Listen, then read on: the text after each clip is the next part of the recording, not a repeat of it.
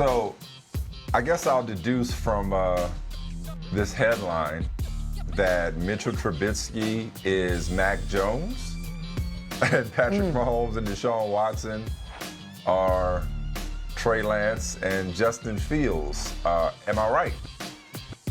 Yahoo Sports NFL columnist Charles Robinson. Is that a safe assumption there? I think it's more the scenario of you're sitting there and you something that people haven't talked about in this draft that I think is really interesting is the 49ers now have more on the line than both the Jets and the Jacksonville Jaguars. Because guess what? The Jets and the Jacksonville Jaguars didn't have to invest 3 first-round picks in either of those guys. So if Trevor Lawrence fails, which would be devastating, if Zach Wilson fails, it would be devastating. But the devastation is compartmentalized to 1 year. You screwed up 1 year, one great, supreme, awesome moment to pick this quarterback, and it didn't work out. But now your future years aren't mortgaged down the line. San Francisco's in a completely different situation. It mortgaged itself into that third spot and put itself into a position where it's going to be sitting there with 3 quarterbacks on the board, and it has to absolutely make the right decision out of those 3. Just don't pick the wrong guy. And you go back to when Josh Allen was selected by the Buffalo Bills. The Bills could have taken Josh Rosen, right? I mean, 2 more quarterbacks came off the board in that first round, Josh Rosen and Lamar Jackson. Imagine the devastation to the Bills franchise if you take Josh Rosen. So the key here is, and I did liken it a little bit to the Trubisky pick. It's the Bears mortgaged themselves into the Trubisky pick. Not only did they make the pick, but remember they sold picks off to get San Francisco to swap with them and get to 2 and take Trubisky. And then they screwed up and they took the wrong quarterback. And so I would say that to me, San Francisco it's now made itself the story of the draft.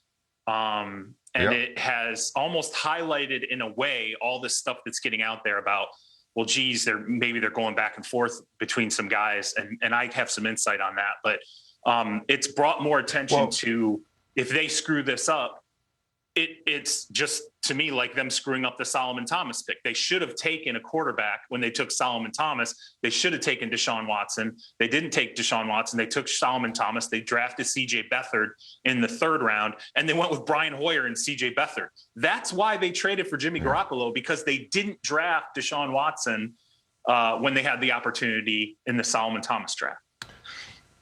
So I definitely want to get your insight into the front office dynamic in San Francisco, but do want to unpack this comparison here, because it's actually fascinating.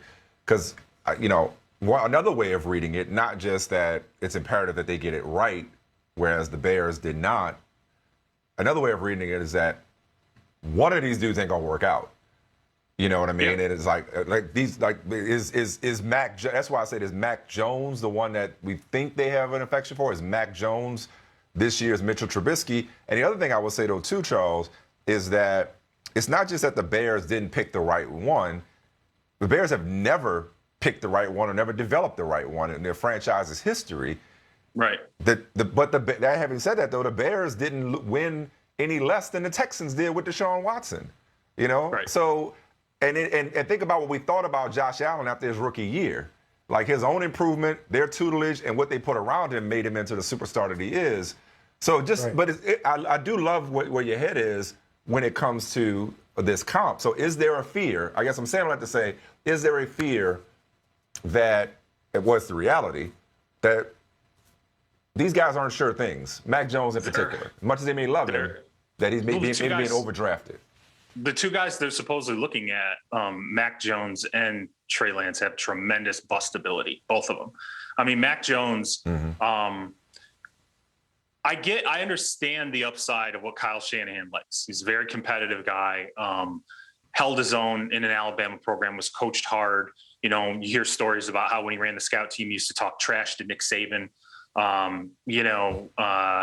Really smart, on the board, can regurgitate your offense to you, has good mobility in the pocket, does have some, we bang on him about, hey, he's not an athleticism quarterback, but he can move around really well in the pocket, and he's a super touch guy, who processes fast. Great. Those are all great things that Kyle Shanahan wants.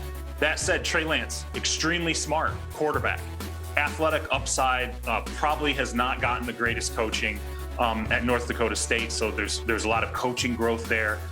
But at the same time, he played one game in 2020. He's played, I think, one game in like 16 months, some crazy, amount of time. And the one game, and this to me, it was interesting because when you talk to general managers or individuals who cross-check the quarterbacks this year, I was talking to one guy and he said, you in the media have not appreciated when you really put on all his tape how much Trey Lance actually ran. He ran a lot.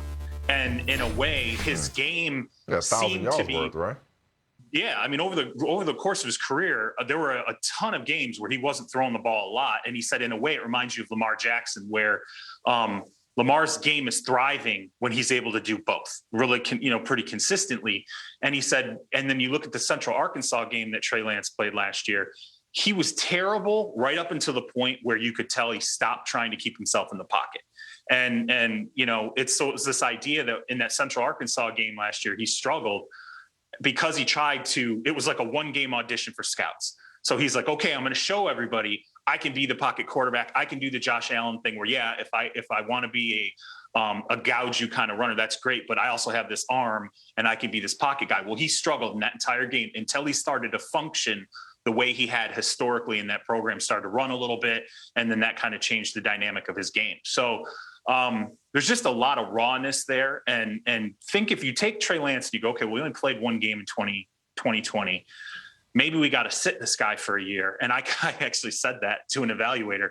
And he goes, if you sit him for a year, he's played like one game in 3 years. He's like, you can't sit the guy for a year. That's like nearly 3 years without the guy playing competitive football on a consistent basis. He's like, I don't know that that's really the answer either. So, and you get into this debate. So, for example, a team that was interested in Jimmy Garoppolo, I'll let you guys decide who you think that might be, said that the 49ers are like, they have this first round ask on Jimmy Garoppolo. That's sort of like the tag that they have, which isn't realistic at all. And so the response is sort of like, okay, look, when you're realistic about what the price is in this guy, then we'll have this conversation. But until that happens, there's no reason to even go back and forth about this.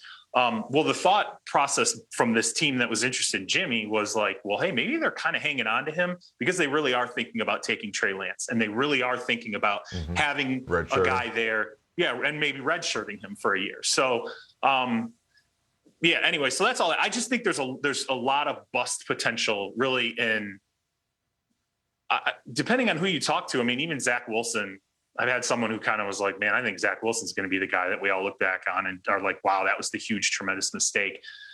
For all the quarterbacks that are going to go in the first round, though, I don't think there's any question. My memory is failing me here, but I remember that year that Dante Culpepper was drafted. That was a year that 5 quarterbacks came off in the first round. Yeah. And it wasn't impressive. That was like when Josh McCown. That was a Josh McCown year. There was Cade McNown. Dante Culpepper. Cade McNown, yeah. Dante Culpepper. That year where those 5 came off, you look at that class and you're like, other than Culpepper made it, but like I think it was Tim Couch, Achilles Smith.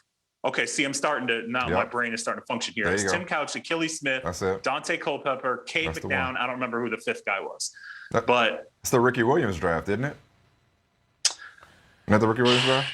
Might be. That might have been that draft. Right? Yeah. Well, yeah, that sounds right. McNabb was 2. McNabb I'm confused now. Let me shut up. Yep. That's it. McNabb was 2. McNabb is the best one. It was Couch. McNabb was 2. He was great. And then the 3rd quarterback to come off was Achilles Smith. Was obviously did not work at all.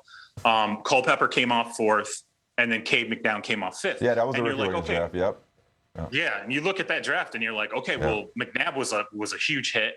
And pretty much, Culpepper had a flash, a period there where he was a good player. But that's it. Those 2 guys were the ones that worked out. And I think you could say the other 3 did not live up to the investment in the picks at all. 5 guys go in the first. It's not going to be like the Lamar Jackson. They ain't going 5 for 5. You're not going to go 5 for 5. I don't even think you're going to go 4 for 5. Maybe not even 3 for 5. I was going to say you may not even go 2 for 5. It's maybe if you're lucky, a 2 for 5. Like, Yeah, it's just not, you it's know what, not fun to Charles? talk about that, huh? Maybe that's what it is, Yeah. Michael. Oh, no. We don't like we think they're kids, you know. Nobody wants to talk about like, you know what, man, No, you it's really not. want to flame out, but you know. Yeah, right. It's more fun. It's more fun to anticipate the draft Of than it course. is to talk about Yeah. actual draft choices. You know? Yeah, no one. I mean, So- no one wants to. You know, you sit there and you stare at all the gifts under the tree, and you're like, I know half of those are clothes. Like, you know, when you're a kid, you're like, I'm going to be mad over half of these because they're, you know, it's going to be, you know, I want the video games, I want the bike, and I want. I mean, that's but what we're look all at this, man. anticipating. But this is what's so crazy. Like, this is like recent. Like let's do the quick math on this. In 17, we're gonna say 2 out of 3, but one of them, for unforeseen circumstances, it may not. Yeah. Who knows? You know, either from a trade or off the field, ain't gonna be with the team anymore. So 2 out of 3 ain't with the team from 17. 18's actually 19, pretty one's good, already though. gone. 18's good. 18's pretty good, but 2 out of 5. I mean, you batting 600. 2 out of 5 are no longer with those teams since 18. Yep. 19. That's not a long time. They're 1 for 3 in 19. Daniel Jones ain't long for that world. Haskins already gone. In 2020, if you ask me to tell you right now, I'd say they're 2 for 4 right now. On 2020. You are 100% right. They are 2 for 4 right now. I would say that Joe Burrow and Justin Herbert are the 2 guys for sure. Yeah. Tua is a maybe, and Jordan Love. I'm nervous. I'm real nervous for Jordan Love. Michael? Do you want to call it now? You want to call it now, Michael, or you want to wait and see where they end up? Because you know, if we want to be morbid about this thing, we should just predict right now or very soon, that day after the draft, be like, hey, these dudes ain't gonna work out. Just call it right now. Like whoever, because this is where they go. You know. Are we on the? Hey, well, it's funny. We're on the Kyle Shanahan calendar of morbidity. We're like, hey, it's not gonna work out for any of us by Sunday. Ain't none of us gonna be around by Sunday. He's like, dude. Right. He's like that dude walking around. The world's gonna end in 3 days. Hey, man. Listen, it's like what you said about the pandemic. You got one guy who's like, let's let Lamar Jackson graduate. And then you got the head coach who's like, we may not even be here Sunday. Okay. Listen, now I'm not Kyle Shanahan's friend. I don't have I'm not his buddy or nothing like that. But I say God willing the creek don't rise all the time, Michael. That's all he's saying. He's like, I don't know. Wait. To the answer about your quarterback. Come on, let's just I don't know if anybody's gonna be around. But listen, hey Charles. Oh man. We have our colleague here at NBC Peacock, Chris Sims, has been, since he came out with his quarterback ratings, I've known and Michael has known that he is not really as high on Justin Fields as everybody else. So not a surprise. I saw his mock draft today. He had Fields going 32nd to the Buccaneers. Now, he may be a tumbler. I don't know if he's going to tumble that far. But what are people telling you about Justin Fields? Like, why is he that dude? Sounds like he's that dude now where people are like, oh, no, I'll take Trey Lance, I'll take Mac Jones. Right. Justin Fields, I don't know. What is it based on your reporting? Because, okay, when you look at so Mac Jones, I'll tell you what, we'll just set the first 2 guys to the side, right? Because really this comes down to the argument about the next 3 guys after you get past Trevor Lawrence and Zach Wilson.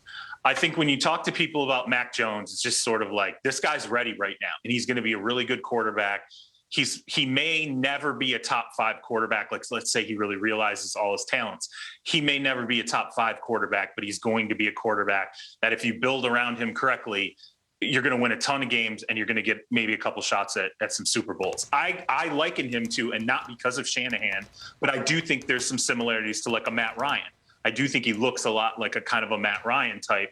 And he has, if you believe the people of Alabama, he's got an edgier part to him that maybe people don't fully understand. And frankly, even physically, there are some NFL teams that are like, he's a doughboy and he's actually going to get into better shape. And there have been other quarterbacks. So I'll give you 2 examples. Drew Brees and Aaron Rodgers, when they came into the league, physically, they got a lot stronger, particularly in terms of their core of their bodies, and their arms got a lot stronger. They'll tell you that. Like if you talk to Drew Brees and Aaron Rodgers and you ask them about how the core strength helped them get better, they will tell you their arms got stronger. So Mac Jones may actually have a little bit of arm strength to gain as he starts to get into shape, the way teams would like him to get into shape. So there's the book on Mac Jones. Trey Lance, he has size. His arm is fantastic.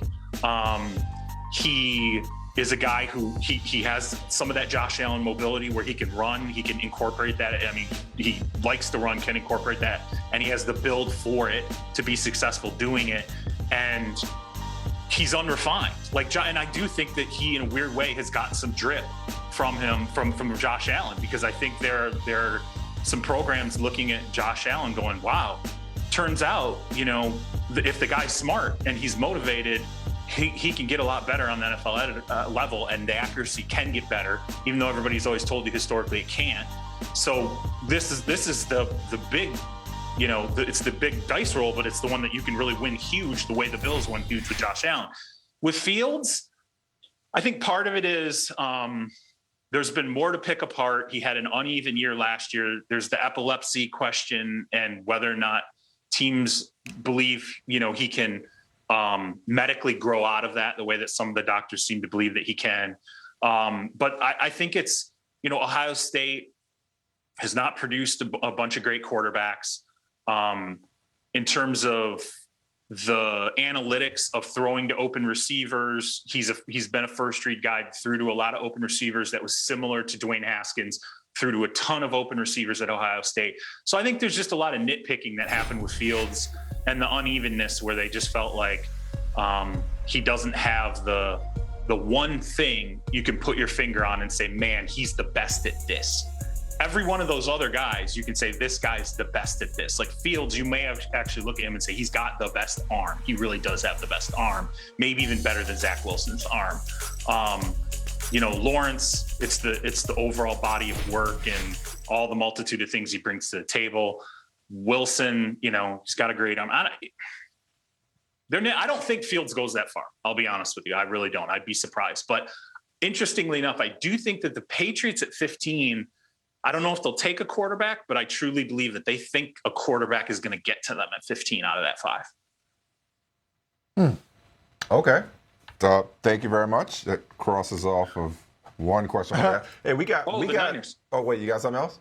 I was about to say we got off track. You said you had insight into the Niners. Well, Niners are taking Mac Jones. They're taking Mac Jones. Okay, it's going to happen. They're taking Mac Jones. And the way this kind of unfolded, they were taking Mac Jones when they moved up. I think the noise in the process that occurred is because you have a personnel department, and I think Adam Peters in a personnel department who was like, okay, let's make sure we look at some of these other guys that bring, let's make sure he's the guy. And I think Adam Peters really likes Trey Lance. I think he likes the what Trey Lance brings to the table and all the development that's left there. And, John Lynch is sitting there listening going, okay, well, I trust Adam. I trust Adam implicitly. This is my guy, but it's Kyle's pick. Everybody knows it's Kyle's pick. And so really the person that you had to convince, you had to override Kyle looking at Mac Jones and going, that's the guy. This is the guy I want. Whether people agree with it or not, I like all the tenets of leadership, what he can do in my offense, how he processes. We can roll him out right away. All these things he can, in other words, he can start learning immediately and playing for me immediately. We're ready to go with this guy. It's going to be Mac Jones. If it's not Mac Jones, I was lied to just flatly. So I think that's where the noise came into the process. But I love that because speaking of noise, Michael and I made a lot of noise off the top of the show talking about just that. I appreciate that process. See, Michael hates Kyle Shanahan. So let's just put that out there. Michael hates Kyle Shanahan. So he doesn't think Kyle Shanahan should be making any picks right now. He thinks Kyle Shanahan should be unemployed. Hate's strong.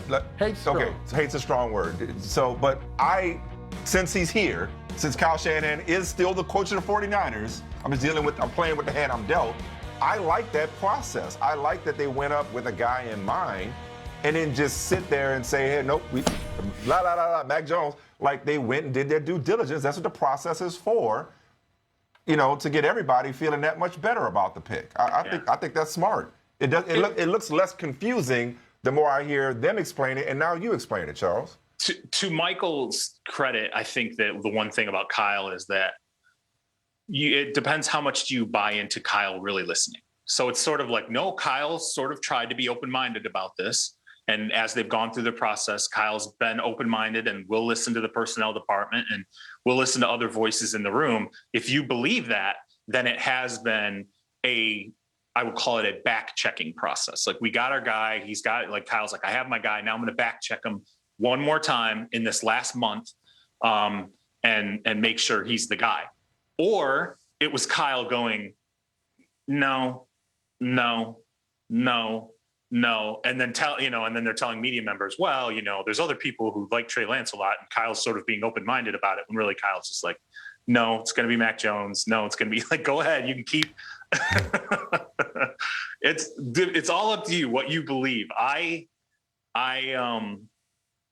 In my mind, I would hope that after some of the past draft failures that they have had, and they've had a few, and they've overcome some of those draft failures, that they would make sure that they did, as you said, Mike, the due diligence on it's got to be the right guy.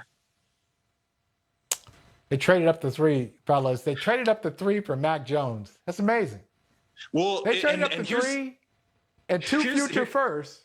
Here's the crazy thing about it too. If it was not for Mac Jones, I actually think it's worse if they did not trade up and go, that is absolutely our guy. Like, if they traded up with this being open-ended, the way I described it was like, it's like shooting a man into space and then going, okay, now we got to figure out how to get him back in a month. Like, we've committed to this grand thing, and now we got to figure out how to land it. No, not necessarily. No, not necessarily. Really? Okay, so let's say, okay, you need a quarterback. Jimmy Garoppolo is your quarterback. Jimmy Garoppolo is not your quarterback. And now, if he is your quarterback, at best he's unreliable. At worst, he's just not that good. But he was good enough to get you to a Super Bowl. So Jimmy Garoppolo, you need a long-term answer at quarterback. If you think that there are 3 guys that are in the same vicinity that are franchise quarterbacks, like, we know they're not going 5 for 5 like we talked about, but if you think there are 3 franchise quarterbacks, I think there is something to be said for putting yourself in position to take your pick. I don't think that's ridiculous. Like, you can't get one at 12. That the one that you want is not going to be there at 12. And maybe I'm just drinking their particular flavor of Kool-Aid, but going up to 3 and allowing yourself to, hey, I want Mac Jones, but wait a second, maybe Justin Fields, maybe I didn't give Trey Lance, a fair shake. I don't think that's crazy, Charles.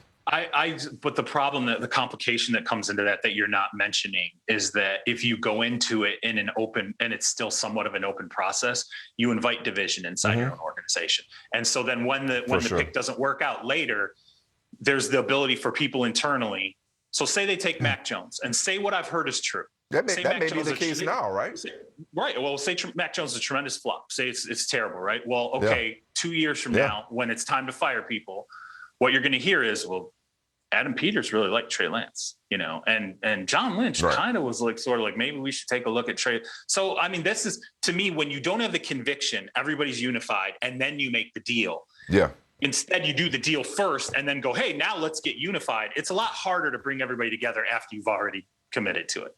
You don't marry and then go, then let's fix the relationship. Okay. Like, you get the relationship. But you could be, what I'm saying is you could be unified in your need for a quarterback. And you could be unified that there are 3 more good quarterbacks. So we need to address quarterback. If we feel like, sorry, Michael, cover your ears, we have a Super Bowl roster, but we don't have a quarterback in the long term, we're at 12, we need to get one. Listen, everybody ain't always unanimous on all these picks. There might be people in Jacksonville that think Zach Wilson should be number 1 over Trevor Lawrence. Maybe, that's something possible. The person who's got, so. But they weren't investing 3 years worth of real estate, first round real estate to get to that point. Right. That's the problem. That's right. Once you decide to make the investment, they got to get it right. Yeah. Once you decide to make the investment, like, you better be everybody's on board knowing who you're going to invest in. Not now let's sort of have this open conversation where now we have people going, well, hey, they're just, look at the stories. We're seeing the stories now. 72 hours out before the draft, you start to see, like, hey, maybe they don't disagree, and maybe there's like some back and forth, and that's campism. That creates camps inside organizations. So, it's I like everybody going, hey, that's who we're taking. We're sinking or swimming with this guy. Let's make the trade. Hey, I like Mike. talking ball with you, man. I love talking ball. I do too. Somebody Mike, that John Lynch. actually knows football for a change. I look forward to Tuesdays because it's always my opportunity to actually talk football with somebody who knows what they're talking about. You know, this is my I favorite got it. segment of Nice. the week. It really is. Nice shot. But I want to tell you, I just got a text from John Lynch. He said, thank you. He's made his biggest mistakes trying to accommodate other people. To hell with Kyle Shanahan. He's drafting the quarterback. Now, see, it's so funny how you can say that on one hand and then go back to this collaborative mumbo jumbo when it's convenient. No. Listen, he said it in the press conference. Like, he was like, look, like, it's Kyle. Like, at the end of the day, we defer to Kyle. Like, he did say that. And I was like, hey, okay. we got a spot. You know what? Next time, probably this time next year, we'll be in a 4-box. John Lynch, Charles Robinson, Michael Holley, Michael Smith, a brother from another, and he'll talk about the mistakes he made as GM of the San Francisco 49ers because he listened to Kyle. Okay. That's cool. But you know what? No matter Do your thing, what, player. we can say whatever we want about how the dynamic and how it works or whatever. They took a team in 2017 with a roster. I remember going there and I was like, 90% of this roster is dog water. Like, they're going to have to get rid of it. And by 2019, the end of 2019, they had a Super Bowl roster and they made mistakes along the way. They broke eggs and still got the omelet there. And so, you know, I don't want to just bang on guys. You know, like, everybody makes mistakes. I don't want to bang on guys. And, I appreciate you so much, Charles. Imperfect. Just bringing balance. Hey, real quick, because we got to go. We're almost out of show. What you doing Thursday? Come judge our mock drafts if you're free. I mean, obviously you're not free. It's draft day. If you're not too busy, come by. We're doing our own mock drafts on Thursday. If you want to come through and kind of as long as I don't have to do it, right? I don't have to do the mock draft, right? No. It's just us. It's just us. Okay. It's just us. Okay. We're the only ones making a fool of ourselves. Yeah. Okay. All right. Because I've been there. Okay. I don't need any more of that Twitter smoke. Okay.